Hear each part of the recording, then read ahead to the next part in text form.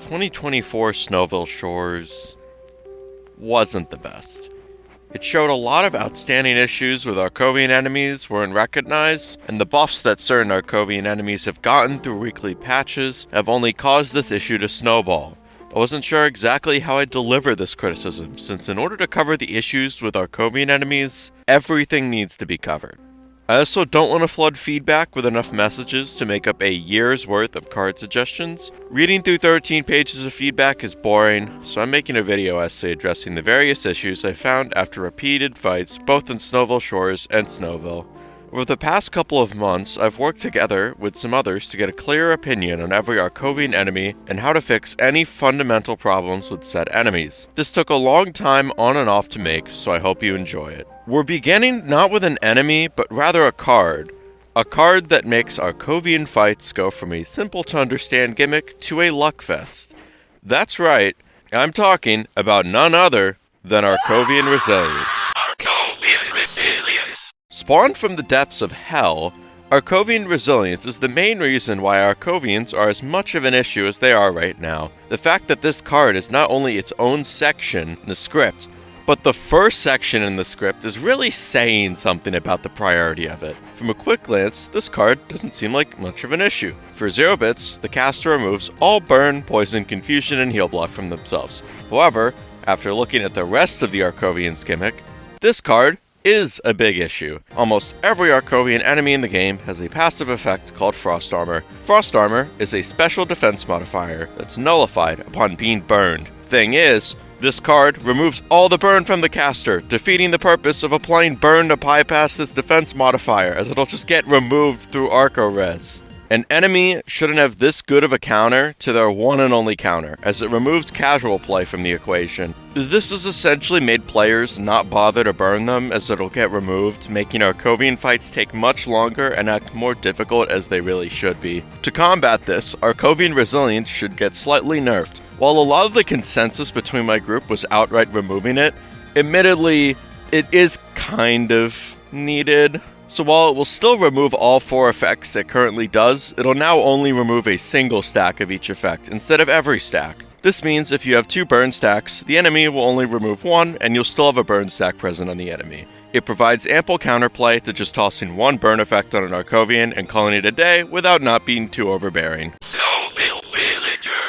If this was made several months ago, I would have probably had nothing bad to say about this enemy. I'd actually just have praise to say about this enemy. As the easiest enemy in Snowville, it had a simple gimmick and served its purpose in game progression. It taught the player how to manage freeze and frostbite in a easy format. Consisting of a reasonable 130 health, Snowville Villagers use basic freeze and frostbite attacks such as Snowball and Ice Spike, along with synergy cards such as Icicle Stab. They also had buffs that they would use as turn fillers, and heal cards that they would use on low health. With a basic understanding of the game's mechanics, Snowville Villagers could be beaten by mid-game players with enough skill. However, you can't say that for the current iteration of the Snowville Villager enemy. Remember that consistent and predictable loadout that's skill-based? Well, say goodbye to that, as their entire deck is now randomized with most of the cards you get in Snowville, save for a few cards. Remember that basic attack buff and defense buff they used to run? It got upgraded in a subsequent patch. They now run their defrosted buff token card counterparts, which are each 40% and 25%. This is the easiest enemy in Snowville, by the way, just wanted to remind you. It turned a primarily skill-based enemy with some randomness that didn't affect the battle too much into a glorified guessing game.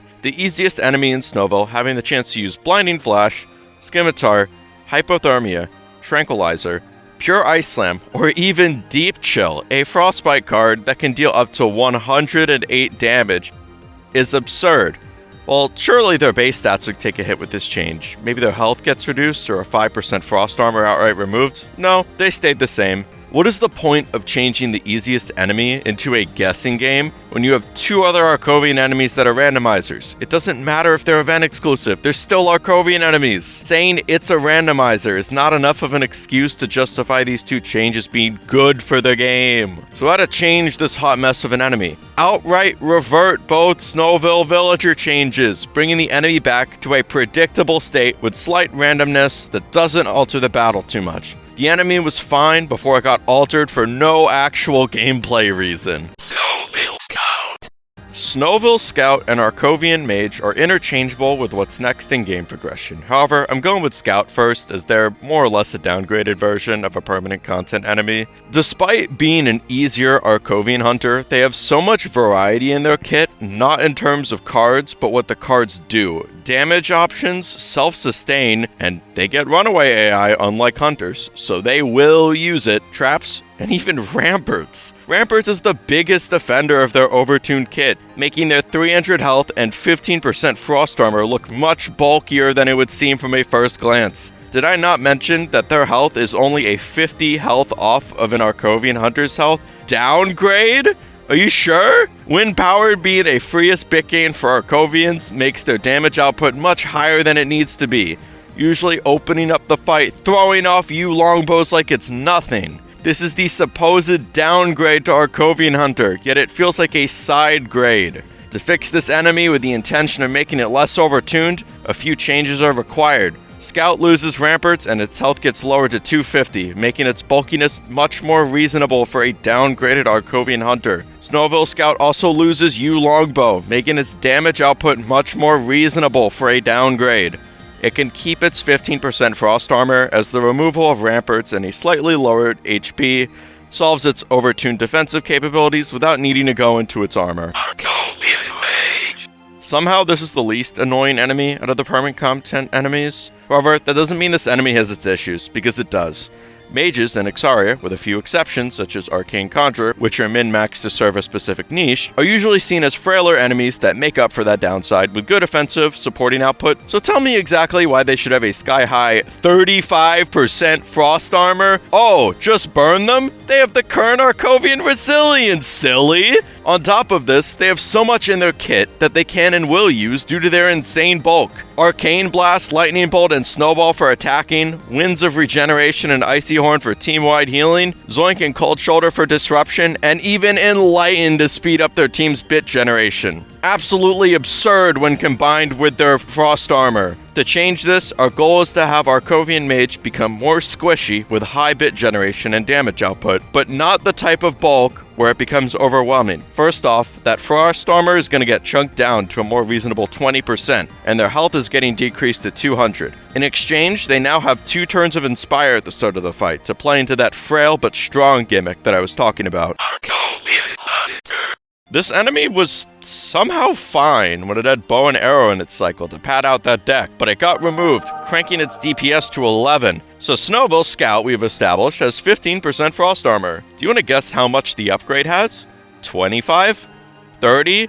How about an outrageous 40% frost armor on top of a 350 health stat? Add wind power and U longbow and icebow into the equation, and you have a blatantly overtuned enemy. Everything I said about Scout's stacked loadout can be said about Hunter's loadout, so I'm not going to repeat myself. Let's just get out and fix the problem. There's 2 options to rebalance Arcovian Hunter, a simple way and a more complex way. First off, the simple way. Arcovian Hunter gains back bow and arrow, and its 40% frost armor gets reduced to a much reasonable 25% frost armor. This solves its DPS issues and its insane bulk when combined with the Arco Res nerf without straying too far from its current iteration. The complex option is a full rework of its gimmick. Where Arcovian Hunter right now barrages you with bow attacks, our complex rework changes Arcovian Hunters into a ranged version of Drawn Forged Experiment, an enemy in Kishuv 2 which hits you with high damage attacks but debuffs itself in the process, allowing you to get hits in if you can weather the storm. To accomplish this, we're going to need to remove most of its filler cards in its loadout. Cold Shoulder, U Longbow, and Wind Powered will get axed, with High Cognition and Ramparts staying but optional, as it will likely help its enemy gimmick if removed too.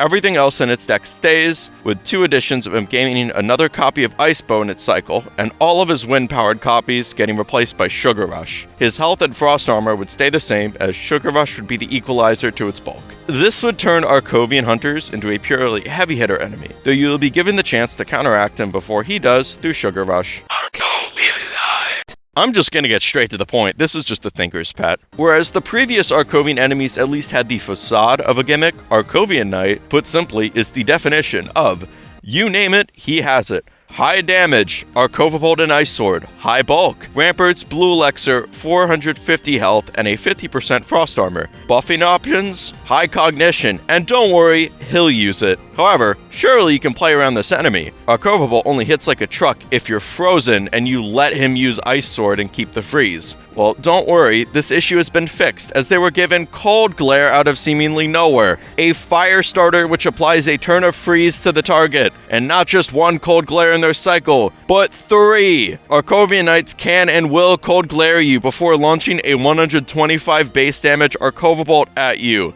The footage that I'm playing is Waffles dying in 8 turns to this. Absurd! Bring freeze options with how much they have in their cycle, and the fact that most of the time you're fighting Arcovian Knights, there's multiple of them, up to 4, you're bound to run out of answers unless you make half your deck freeze removals. And at that point, you're going to be at a lack of damage options to actually win the fight. Out of all the Arcovian enemies that need to be reworked, Arcovian Knight is probably the biggest priority. Just like with Hunter, I want to offer a simple solution and a complex solution. The simple solution is for Arcovian Knights to get toned down across the board.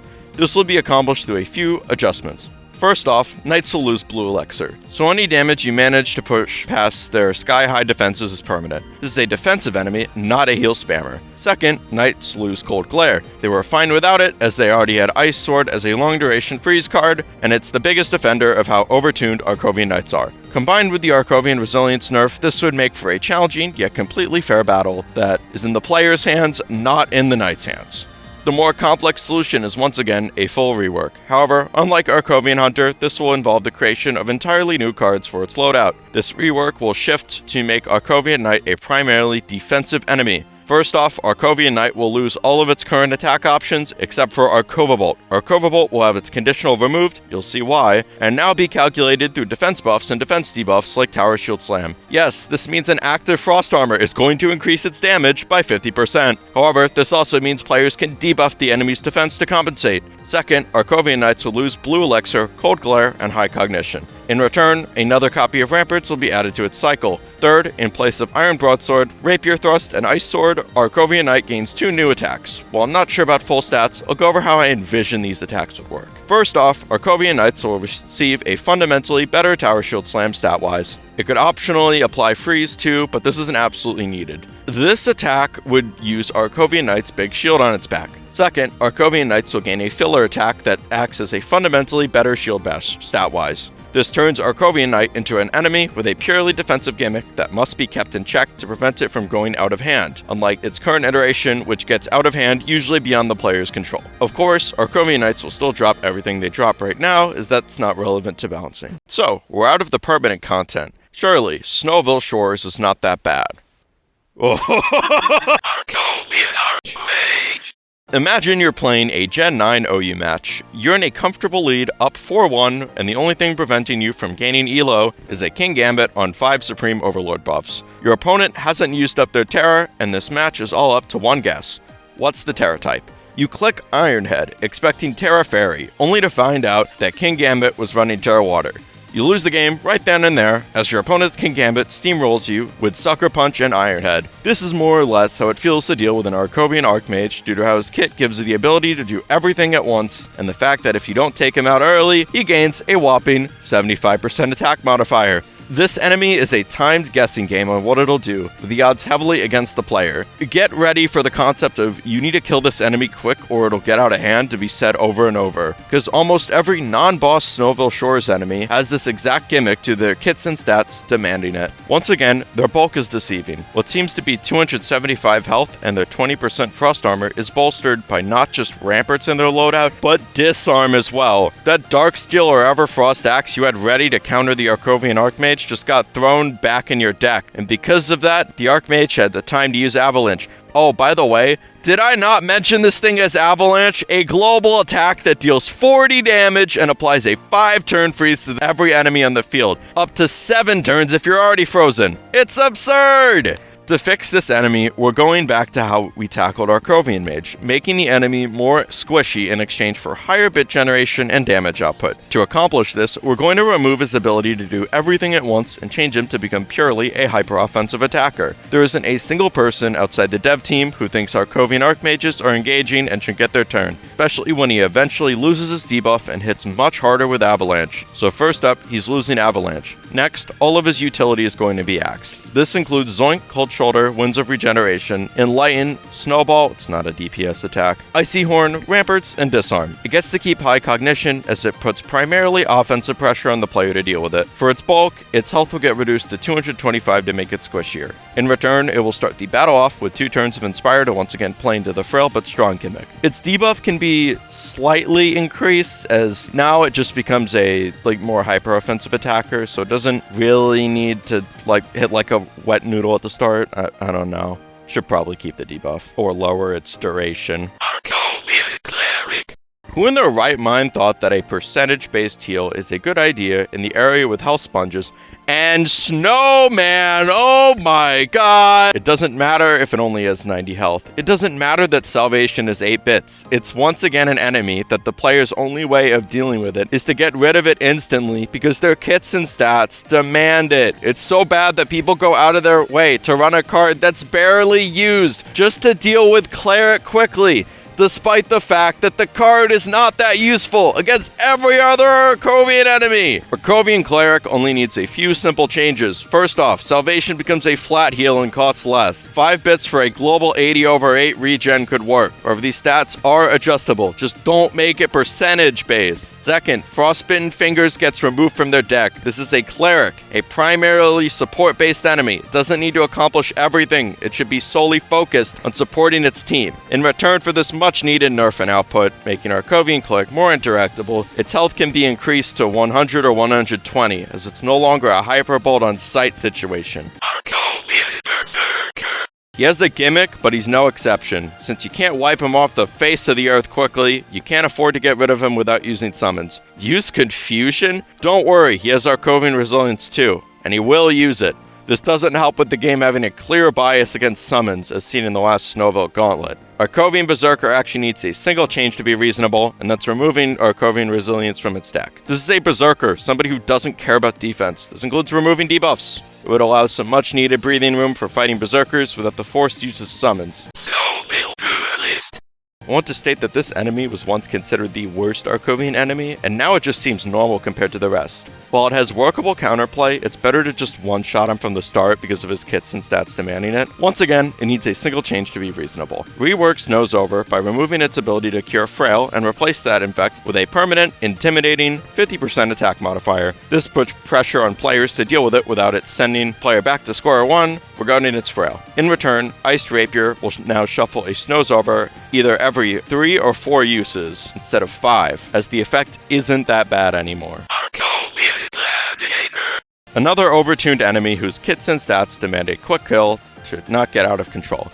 Immense bulk in the form of 450 health and 30% frost armor, immense offensive power in the form of a passive 35% attack modifier, and the ability to trap players with Red Ice Thrust and Toe Stab, and the move speed to force players to deal with it before it gets to them. Why does it have that much move speed? If you just got hit by Red Ice Thrust and you're not freeze immune or have a teleport ready, you're going to be losing half your health at minimum. Once again, it demands a unhealthy playstyle that encourages players to not interact with its gimmicks due to how it's designed as a DPS machine that bombards its targets with sleep and stun. To balance Arcovian gimmick is to lean into it being primarily DPS focused. The goal should be for Arcovian Gladiator to retain the ability to trap a target with Red Ice Thrust, but not have the overwhelming stun and sleep conditionals. To accomplish this, it loses Toe Stab and Iron Shield. Additionally, Red Ice's Thrust freeze conditional gets removed. For its base stats, its health gets reduced to 400, its move speed gets reduced to 3, its frost armor gets reduced to 25%, but in return, its attack modifier gets increased to a whopping 50%. This makes Arcovian Gladiator a DPS machine, without making it overbearing to the point where it feels like you have to kill it instantly. Arcovian Trickster. Arcovian Tricksters are the most fundamentally unlovable basic Arcovian enemy, for a very good reason. They're annoying by design, but the issue is that they're a little too annoying by design. A Trickster-type enemy would seem like a frail but effective combatant that could pop off given the right circumstances. However, there is no frail whatsoever to be seen on Arcovian Trickster, as they not only have 225 health, but 10% frost armor too. And it's not like their effects are bad. Their effects are extremely disruptive. Long-range stun and AoE confusion being the biggest examples of how a Trickster has really good disruption firepower. Add on to the fact that they can clone themselves, greatly multiplying the disruption, and you have a problem seen in other Arcovians. You have one turn to get rid of it because their gimmick of cloning and annoying your team demands it, so you buff shot them like everything else. Despite being annoying by design, there's a way to make Tricksters reasonable. Passives exist in the game, we're putting them to good use. Trickster's max health will be reduced all the way down to 60, but in exchange, when a Trickster spawns in, the effects of Frosty clones will automatically happen, instead of it being dependent on using Frosty clones. This plays into the annoying gimmick of Tricksters without it being too overwhelming on the HP side. Pre-wrapped gift Fanatic. From a unit design perspective, you're fine. From a game design perspective, I think putting the randomizer enemy as an enemy that can appear in the first wave of a survival is not a good idea, as it adds a lot of unpredictability to what should be the easiest wave in the Gauntlet. That shouldn't happen next time around. Red wrapped gift Fanatic. You're not fine. Once again, an enemy that has a kit and stats which demands a quick kill for things to not get out of hand. Brutalized, Enhanced Meteor Strike, Mega Quake, Earth Shatter, Invoke Greater Fire Spirit, Avalanche, the list goes on with how many blatant lose cons this enemy has that's entirely out of the player's control. The only skill involved with this enemy is how skilled you are at preparing a buff shot attack to get rid of it turn 1. Everything involved with this enemy that I did not mention is luck, and it creates an enemy that is horrible in every aspect. Tankiness, 450 health. Bit generation, passive Inspire. Output, cards from a super boss! I'm gonna be honest, how this got past testing is beyond me. There's two ways to fix this enemy. The first way is you could remove its passive Inspire. This is more of a bandage fix, as all it does is give the player a longer window of time to get rid of it, not pressuring the player to get rid of it instantly or lose the fight. The second way is probably the healthier method of fixing the enemy, and that's getting rid of all its global and mass AoE cards in favor of more single target and 1 to 2 AoE cards. Curse Claymore, Elemental Discharge, Shadow Ball, Dark Pilfer, Electro Blast, the list goes on for more fair replacements for its oppressive global mass AoE attacks and cards it has now. Either way, this enemy gets fixed, its health should get reduced to 325, 450 health with absurd attack options is not the design for a well-made enemy. Snowman. I don't think there's a more honest reaction from seeing the new Snowman fight than Ignis himself, and I don't blame him. 7.5k health is a lot to chip down, even in today's metagame. While the fight fundamentally changed for the better, turning from a chaotic battle that requires you to take summons out quickly while dealing damage to Snowman to a randomizer, there's a big issue with the fight. This fight is slow. Even with Snowman being linked to enemies, this fight is slow. Even with summons partially covering Snowman, this fight is slow. Even if you somehow hit the jackpot and get multiple Berserkers in a row, this fight is slow. Everything else about this fight is great besides Snowman's health issue, however said issue is very present in this fight. Just an HP nerf is needed to fix Snowman, lowering it from 7.5k to somewhere around 3k keeps the fight moderately long without it feeling like it takes a whole warp train ride to complete. Alright, call me CK, but this voicing has got me a little tired, so I'm just gonna pass it over to Flying for this one. See ya. Hello everybody, my name is Markiplier. Today we were playing Five Nights at Snowville Shores where the difficulty is always 20 and there's no in-between to it at all. Okay, for real, it's your favorite schizophrenic, potentially freaky, and possibly masochist orange cat here to talk about some of these STUPID WAVES in this area. So, first off, we have to sail to find the One Piece, except the only thing you'll find here is absurd boss balancing. We have the main showstopper here being Mattan. Bro spawns in with a whopping 1,000 health and has a random spawn between which makes the total raid at a minimum 1,275 health at least! This amount of health is a lot to deal with, especially when you consider Mattan also has a sword the size of your mom. And the AoE to follow as well. Buddy has a turn of invincibility, and while that doesn't seem like a lot, it really gets annoying when John One Piece decides to spam it every few turns! He also gets a permanent attack up after a while, which makes it easier for him to crash into your team with a Tanmobile, full throttle, on an empty bottle. Anyways, that's all I have to say about him. If I were to change him, I'd say he'd get a significant health reduction, around 400 what it was originally supposed to be, before the devil was nerfed. Thanks, Flying. So overall, Mattan has a noticeable health issue when considering the player doesn't get any preparation time due to the fight being moved to a casual setting, as well as a multitude of issues such as extra health in the form of random enemies, Mattan's respite, and unrelenting AoE attacks. Seriously, Mattan is canonically all out of Everfrost shenanigans and retired, so how is he still as strong as he was in the Gauntlet? I also figured I wanted to go over his Gauntlet champion version, since it set a precedent for champions that we'll be discussing later. While the Gauntlet champion, he was more or less the textbook definition of not interactable at all, kill it quick, or lose the game. 1k health, avalanche, the ability to gain invincibility more or less every other turn, turn, and an AoE stun lock card. Oh, also a field card called Hail that causes all enemies to have a 35% chance every turn to get frozen. Hail more or less lost you the game, or at best made it significantly harder to deal with him. Thing is, Hail can only be used at 75% health or lower. I think you know where I'm going with this. The only way to deal with him was to barrage him at the time, getting an insta-kill. But craft, all survival bosses are by design an enemy you want to kill instantly. Not quite. The Forsaken doesn't have this issue, as all of its mechanics have reasonable answers to them. Even the passive damage isn't as much of an issue, since the damage being indiscriminate can actually help you chip away at other enemies when fighting him. Balancing Mattan is simple, and it's something the Thinker has actually noted. Without Barrage, it's very likely Mattan would have around 400 health. For a rebalance, we're making his health 450. Remember, this doesn't account for the enemy that spawns in with him, so the health amount is actually greater than I stated. Neal, as a Snowville champion, was more of the same. A nothing burger boss with a gimmick that demands the player kill it quickly before it gets out of hand. However, Neal as a raid boss in its current state makes me seriously question how much the fight was tested, no offense. 0 changes in card stats and enemy stats when moving the boss over to a casual setting where you get no preparation time is absurd. Neal uses freeze lock turn 2 and that's that.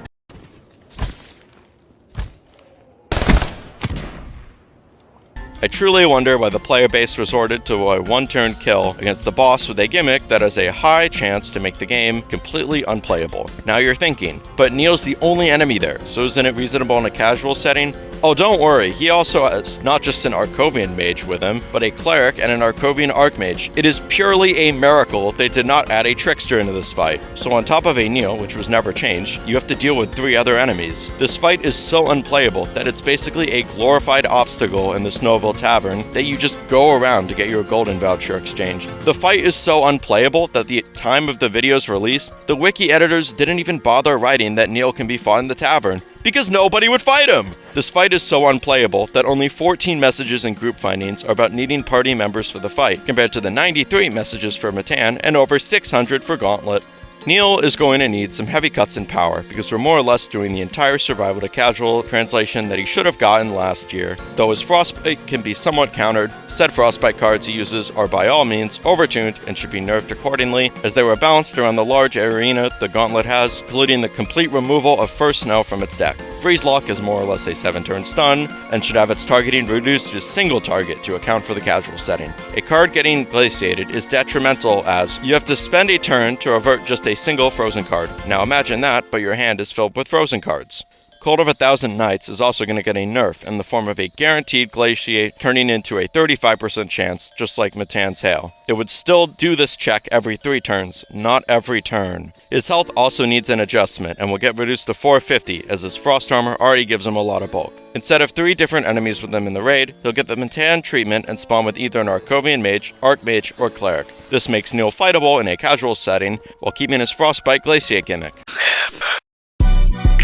How anyone can defend the most blatant anti-strat boss to exist is beyond me. I find it very hard to believe that the concept of strats and casual play coexisting has been accepted when this mess exists. Dodge should not be part of the game outside of challenge content like Outpost. I want to stress the fact that bosses like him not only enforce what players should do and why they do it. Additionally, Icy Shard is hot garbage. You can expect a video on it in a bit, and not worth fighting him to get. Zephyr and his mechanics don't deserve to come back ever again, and should be a scathing reminder of what not to do going forward. If you don't like your enemies being one-shot, you can say that, and that's perfectly valid, but then make it a goal to balance them in a way that players don't have to one-shot them. The problem is how enemies and bosses are balanced, not the methods used to beat them. It should be an option, but it shouldn't be mandatory. Also, Zephyr banned Arcane Barrage and is the coward for doing that. At least Mattan and Neal had the spine to allow it. Personally, translating Zephyr into a casual setting is not a good option due to the previously mentioned gimmicks, so instead I want to propose a way to make Icy Shard available despite Zephyr not being fightable. Zephyr is going to be moved over to the Snowville Tavern raid as an interactable NPC who would have an NPC trade for Icy Shard. The requirements for the trade could just be cards which match the Icy Shard theming, such as Snowball, Cold Feet, Chill, etc. We got over all the Arcovian enemies, but oh god, okay, you see how much time is remaining in the video. Yeah, this is gonna be a long ride. Get ready, because we're going into the challenge waves. Snowville Gauntlet Challenge Waves. Okay, extremely hot take. You do not have to make a challenge wave absolutely overtuned for it to be a challenge. Pyromancer trio, despite having a lot of health, was somewhat within reason. Looking at each of the Pyromancer brothers' stat products and loadout, each Pyromancer had its own gimmick that covered the other Pyromancer's weaknesses. First off, the tankiest enemy. Flint only had 1.25k health and was balanced out by him having a mostly melee range playstyle. Steel, while having 1k health, was primarily a buffer, debuffer, and was balanced by his attacking prowess not being that good. And, while having 750 health, was the ranged frail attacker of the group. Yes, I'm saying frail attacker at 750 health. Just play along. He hit like a truck and supported the other Pyromancers from a distance, even sporting his own field effect in Meteor Shower. The insane damage that he could deal was actually somewhat fair, as his highest damage card, Supernova, had a fair amount of recoil to it, while all players upon entering this challenge raid received a special Roku's boon that gave them 10 turns of ignition. Players could keep up with the trio's output with enough skill and planning. The only outstanding issue I could think of for this challenge wave is that, and especially being a kill it quick or lose the game type of enemy, Meteor Shower could chunk your team if unlucky up to 75 damage per meteor and up to 3 meteors per round. Flame Drain can massively heal all 3 Pyromancers if gotten out of hand, and don't forget, you have 3 extremely powerful enemies that you have to deal with on top of that field effect and mass heal. Because of this, players would usually get rid of And with a prepared attack before he used Meteor Shower, and then 2v4 the remaining Pyromancer brothers as that fight was seen as manageable. I want to emphasize again that the fact that it was possible to OTK all 3 Pyromancers with Barrage was possible, but players frequently opted to not do this, as the 2v4 was seen as fair. This right here is a sign of good challenge design that I think was overlooked and needs to be brought up more. The only thing I'd do to fix this fight, if it was still around, is adjust the health of all enemies, so Flame Drain was less of a threat and maybe lower the max damage of Meteor Shower, but besides this, the challenge wave was mostly fine. However, that was 2023, and now we have to talk about...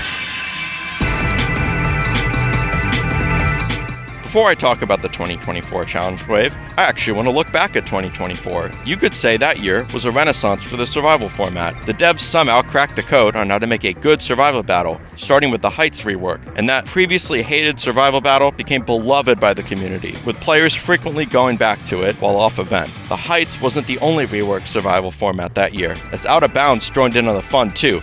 Lost Lithians, rebalanced. Greater Elementals, rebalanced. The Forsaken is a kill it quick or lose the game boss, rebalanced so it's not that anymore. Out of Bounds being a whopping 15 whole waves, let's condense that into a much more reasonable 7 that the players don't have to spend a whole warp train's ride on. So with all of these amazing changes for the survival format in 24, how could you possibly fumble the bag on the hidden wave of that year's Snowville Gauntlet this badly? We're going in depth about this hidden wave. It deserves it. Sporting a whopping 4.4k health combined. For context, the Pyromancers only had 3k health combined, with Kevin being the biggest offender at 2.5k health. 3 players, at minimum, had to prepare buff shot attacks to deal with this sheer health. And it's not like the Pyro Brothers, where they take a bit of time to get going, allowing for most players to respond accordingly. The Armire trio each started off with a turn of Inspire, usually letting them use something during their first turn. Is that still too much of a lack of bits to your liking? Let's give all of them Armire's Will, a card which gives each of the trio 1 bit. Still not enough? Let's give Kevin another bit gain in the form of Specialist Tactic, a quick play bit gain that grants a net gain of 2 bits.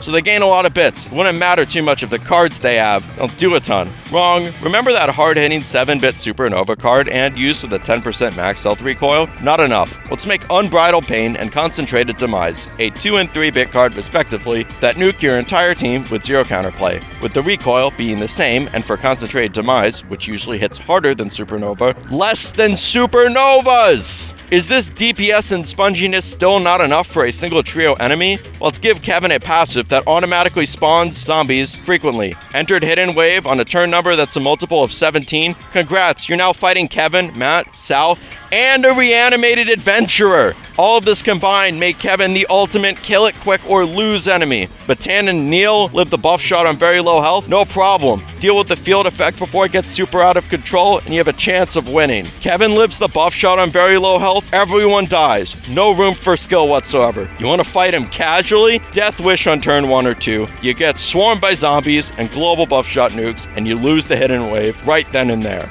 And don't forget, you're not just fighting Kevin, you're fighting Kevin, Matt, and Sal, and maybe a reanimated adventurer. While Matt has an actual gimmick of being a melee attacker that slowly scales if you don't deal with him, and a fair but still high amount of health, the same cannot be said for Sal, who is also absurdly overtuned. If Sal's gimmick was just throwing down Chundermite, we'll get back to that later, and then buffing Kevin's summons, he'd have a reasonable gimmick that covers the other trio enemies' weaknesses. However, don't worry, Sal can summon too, not just having Zombie Rally in his cycle, but Apocalypse. With Armire Guild members, they'd usually have to wait a few turns to use Apocalypse, but with Sal's bit economy, he can throw down reanimateds like there's no tomorrow. Is summoning and then buffing Kevin's and your own summons not enough? Don't worry, Sal also has access to Neural Contamination, a 3-bit global card, which deals damage and has a, calculated individually, 10% chance to stun each enemy on the field. Is this still not enough for Sal? Let's also throw in a 10% chance to charm each enemy on the field, throwing whatever preparation players would have had out the window with bad enough luck if Sal isn't dealt with quickly.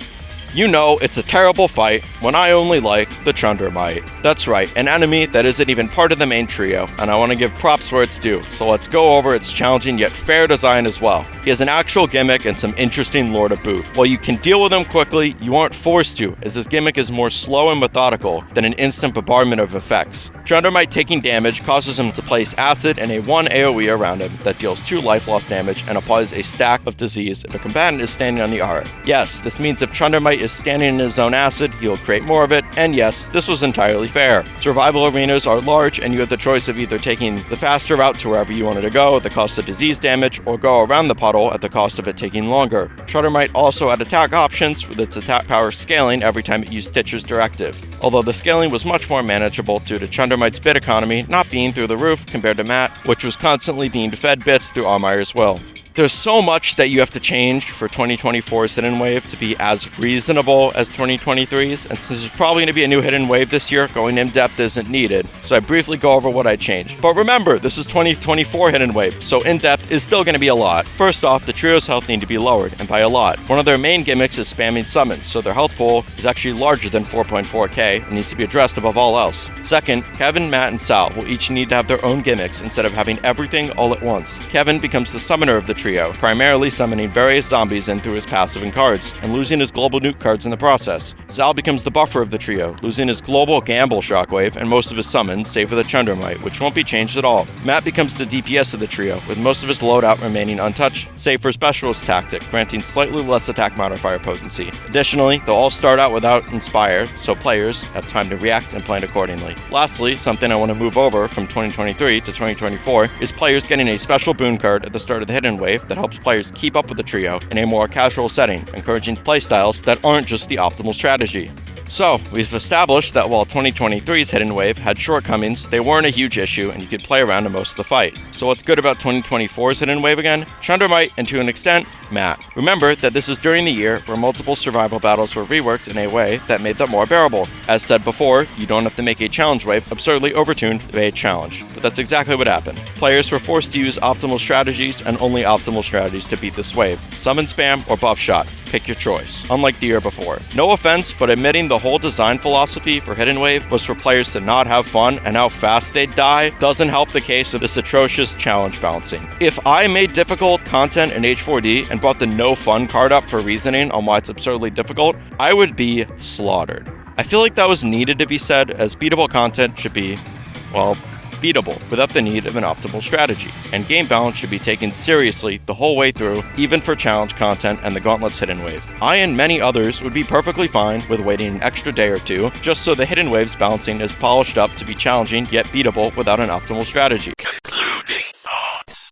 That was a lot of yapping, but as said before, I wanted to cover everything. So, what's there to be learned from the video essay? Overall, some major balancing changes need to be happened for Arcovians to be reasonable for game progression and event content. These changes can be summed up into 3 simple points. Even if you don't entirely go by the book on making specific minute changes to each enemy, accomplishing these 3 points will do enough to noticeably fix this issue. First off, Arcovian Resilience above all else needs a major change in the form of it only removing a single stack of each effect it currently removes. Having as good of a counter to burn as Arcovians have right now discourages players from playing to that enemy's gimmick, creating fights that aren't super interactive. Second, Arcovians will probably need a health and deck rebalance in some way. A lot of them are tankier than they should be when looking at what they do, and only making enemies that do everything isn't healthy for the game. Third, while not an in-game change, I think when making content on the difficulty of Snowville Shores, a larger emphasis should be made to create enemies that aren't forcing players to get rid of them immediately. Ever since 2022 Shores, there's been a steady growth of Arcovian enemies which have this type of gimmick due to their stacked stats and instant threat to your team, and I think that offering players content that encourages players to not instantly kill certain enemies is overall better for the game.